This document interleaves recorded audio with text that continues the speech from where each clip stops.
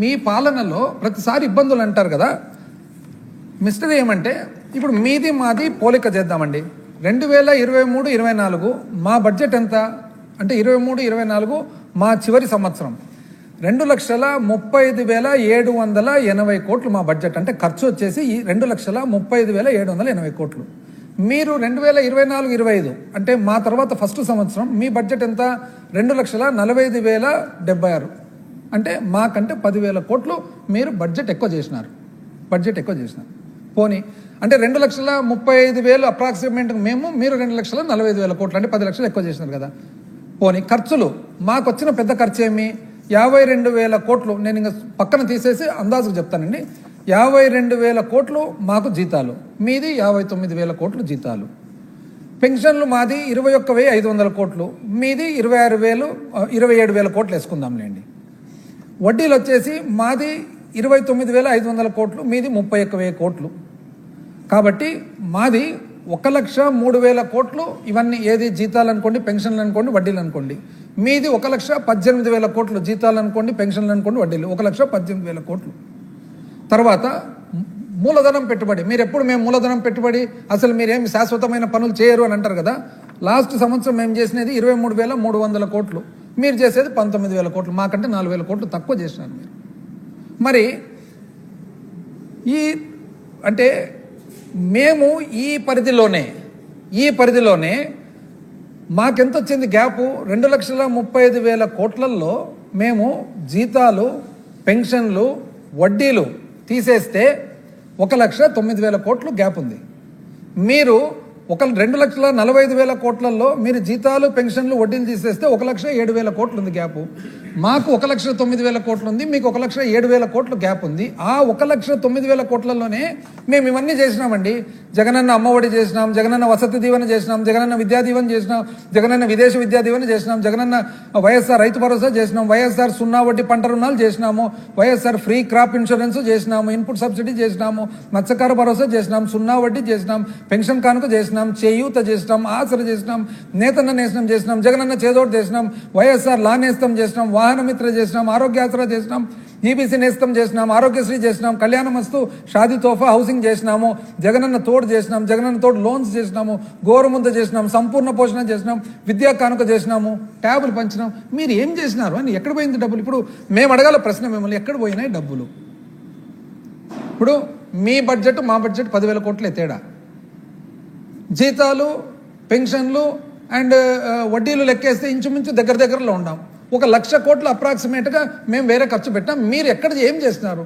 మాకు మీకు ఒకటి, మీరు 1,000 రూపాయలు పెన్షన్ పెంచినారు, ఎవరికి? వృద్ధాప్య పెన్షన్. కానీ బ్యాలెన్స్ అంతా ఎక్కడ పోయినట్లు? ఒక్క స్కీమ్ లేకుండా. అంటే నిజం చెప్పాలంటే మేము ఇన్ని స్కీములు చేస్తే ఆ అన్ని స్కీములు మీరు చేయనందువల్ల మీకైతే సేవింగ్ కదా. అది మేము ఎక్కడి నుంచి తెచ్చినట్లు? మీరన్నా సంకీర్ణ ప్రభుత్వం, మాది సంకీర్ణ ప్రభుత్వం కూడా కాదే. ఇది ప్రజలందరూ కూడా ఒక్కసారి చూడాలా. అసలు మేము అడగల ప్రశ్న, మీరు కాదు అడిగేది, మేము అడగల. ఆయన చూస్తే పార్టీ పెట్టినదే ప్రశ్నించేదానికని చెప్పేది ఆయన ఇవన్నీ అడగడే సైలెంట్గా ఉన్నాడు. మీరు అడగల కదా, మీరు పార్టీ పెట్టినదే ప్రశ్నించేదాన్ని కదా. పైగా ప్రజలనే ప్రశ్నిస్తాడు ఆయన. ప్రజలు మిమ్మల్ని ప్రశ్నిస్తారండి ప్రభుత్వంలో ఉన్నప్పుడు. ఇది చాలా ఆశ్చర్యకరమైన విషయం. మీరు బయటకు వచ్చి చెప్పాల మళ్ళా. ఇప్పుడు ఎవరైనా కానీ ఒక సామాన్య మనోడు ఏం చేస్తాడు? బడ్జెట్ చేసుకుంటాడు. మనం అందరం బడ్జెట్ చేసుకుంటాం. ఇప్పుడు ఇవన్నీ అంటే ఇప్పుడు 5 సంవత్సరాలుగా ఆంధ్ర రాష్ట్రంలో సామాన్య మానవుడు ఏప్రిల్లో ఏమొస్తుంది, మేలో ఏమొస్తుంది, జూన్లో ఏమొస్తుంది, జూలైలో ఏమొస్తుంది, నెల ఏమొస్తుందని చూసుకొని దాన్ని బట్టి పిల్లలకు ప్లాన్ చేసుకుంటారు, ఇంటికి ప్లాన్ చేసుకుంటారు, ఖర్చు ప్లాన్ చేసుకుంటారు. మీరు ఏమి ఇయ్యనో ఈరోజు బయట చూడండి ఎట్లుందో పరిస్థితి. బయట చూస్తే అసలు అంగళ్ళల్లో వ్యాపారం లేదు. పాపం వ్యాపారస్తులు, వర్తకులు అయితే ఇంకా 2024 నుంచి ఒకటే బ్రహ్మాండం. ఎందుకంటే సంపద సృష్టి అంటే ఎంత సంపదను అనుకుంటే ఆడ ఏమీ లేదు, ఉన్న వ్యాపారమే జరగడం లేదు. ఉన్న వ్యాపారం జరగకపోగా మొన్ననే ఊరికి పోతే నాకు ఒక ఆయన చెప్పినాడు, చాంద్ అని ఉన్నాడు అనమాట. వాళ్ళ తాత ఇద్రూస్ అని పాతకాలం మాకు వార్డు మెంబరు మా పంచాయతీలో, అదేవిధంగా కాంట్రాక్టర్ కూడా, ఆయన మనమడి చాంద్ అని. ఆ చాందు ఆయన తన కొడుకును పిలుచుకొని పోతున్నాడు, చిన్నపిల్లోడిని పిలుచుకొని పోతుంటే మొత్తం 5 గంటలకు 6 గంటలకి అంగళ్ళన్నీ మూసేసినారంటే, షాపులన్నీ మూసేసినారు. డల్గా ఉందంటే ఏదో కర్ఫ్యూ మాది. ఎందుకంటే వ్యాపారాలు ఉంటేనా, సంపద సృష్టి లేదు. మరి ఒక్క చోట మాత్రం బల్బులు వెలుగుతున్నాయంట. ఆ పిల్లోడు ఉండి వాళ్ళ నాయన అడిగినంట, నాయన ఆడేదో చాలా మంది ఉంటారు, బల్బులు వెలుగుతుండే, ఆడికి నన్ను పిలుచుకొని పోంటాయంట. ఏం చేయాలరా, ఏం చేస్తే వాడు పిలుచుకొని పోయింటే నన్ను పిలుచుకొని పోయినా అని పిలుచుకొని పోయేదో మనుషులు చాలామంది ఉంటారు, నాకేదన్నా కొని అంటాడు. తీరా ఏమంటే ఏకైక షాప్ నడుస్తుండేది వైన్ షాప్ అంట. ఇది సంపద సృష్టి, ఇది వాస్తవం జరిగినది. వైన్ షాపు, ఆ ఒక్క వైన్ షాపుకు మాత్రం బల్బులు పెట్టి ఎవరైనా చూస్తే ఏదైనా బ్రహ్మాండమైన పండగనేమనేటట్లు ఆ పిల్లోడ బల్బులను చూసి నాకు కూడా ఏమైనా కొని అంటారంట. మీకు అన్ని షాపులు మూసుంటాయి.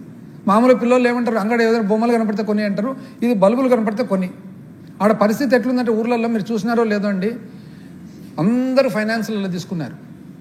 5 స్టార్ ఫైనాన్స్ అని, ఇంకో ఫైనాన్స్ అని. జాగ్రత్తగా చూడండి అవన్నీ ఎంత ఫైనాన్స్లు ఉన్నాయి. అందరు ₹2 వడ్డీ, ₹3 వడ్డీ, మళ్ళొకసారి అంటే 5 సంవత్సరాలు ఈ వడ్డీ ఇదంతా లేదు. ఈ కాల్ మనీలు ఇవన్నీ లేవు. ఇప్పుడు చూడండి ఎట్లున్నాయో.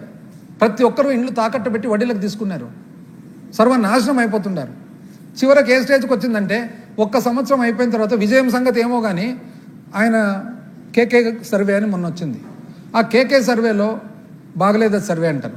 ఆ రోజు మీకు 160 వస్తానప్పుడు బాగుందే, అప్పుడేమో బాగుంది, ఇప్పుడు బాగలేదంట సర్వే. ఆయన ఏమంటారు అంటే 40 సీట్లు అవుట్ రైట్గా పోతాయి, మిగతావి కూడా అన్ని ఆడికాడికి ఉన్నాయంటే అది మాత్రం నచ్చలే. సంవత్సరం కాలే ఇంతవరకు పాజిటివ్ పరిపాలన చేసే బదులు మీ మీడియా వాళ్ళే మీకు క్వశ్చన్లు అడుగుతున్నారు. ఒకవేళ జగన్మోహన్ రెడ్డి మళ్ళా వస్తే అంటే స్టార్ట్ అయింది అప్పుడే, ఇంకా 4 ఏళ్ళు ఉంది అంతలేక మీకు జగన్మోహన్ రెడ్డి మళ్ళా వస్తే అంటే మీ మనసులో ఉన్న మాటనే కదా. ఇంకా చూడండి అంటే దాని సంకేతం ఏమది? దీంట్లో విజయం అయితే మాకేం అర్థమే కాలేదు అసలు ఏం విజయమో.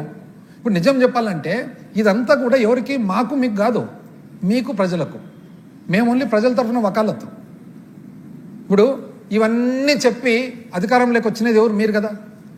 సమాధానం చెప్పాల్సినది ఎవరికి? ప్రజలకు కదా. అందుకని ప్రజలు ఆగ్రహంతో ఉన్నారు. మేము ఎంతసేపు వకాలత్తు ప్రజల తరఫున, ప్రతిపక్షం కాబట్టి మేము వకాలత్తు పుచ్చుకుంటే మా మీద మీకు ఇరిటేషన్, కోపం.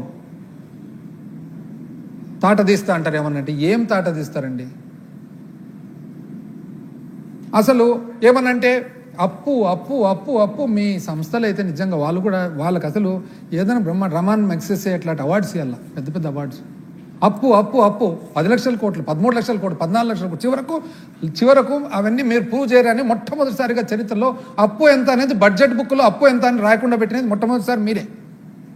నాకు తెలిసి ఏ రాష్ట్ర చరిత్రలో ఈ భారతదేశంలో అప్పు ఎంత ఉంది అని బడ్జెట్ బుక్లో లేకుండా బడ్జెట్ బుక్ ఇచ్చినది ఒక్క మీరే.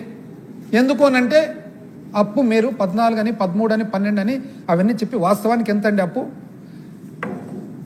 రాష్ట్ర విభజన జరిగినప్పుడు 1,40,717 కోట్లు విభజన జరిగినప్పుడు ఆంధ్ర రాష్ట్రం భాగం అప్పు. మీరు 2019 దిగిపోయేటప్పుడు మేము ప్రభుత్వం ఏర్పాటు చేసుకున్నప్పుడు 3,90,247 కోట్లు. 3,90,247 కోట్లు అంటే మీరు ఎంత అప్పు చేసినారు? 2,49,350 కోట్లు మీరు అప్పు చేసినారు. మేము దిగిపోయేటప్పటికి ఇది మీరు పుస్తకాల్లో పెట్టుకునే సిఏజీ రిపోర్టు, ఆర్బీఐ రిపోర్టు, మీ లోపల డాక్యుమెంట్లు అవన్నీ తీసినదే. మా ఫిగర్స్ కాదు, ఇది ప్రభుత్వ ఫిగర్స్, కేంద్ర సంస్థల ఫిగర్స్ ఇవన్నీ.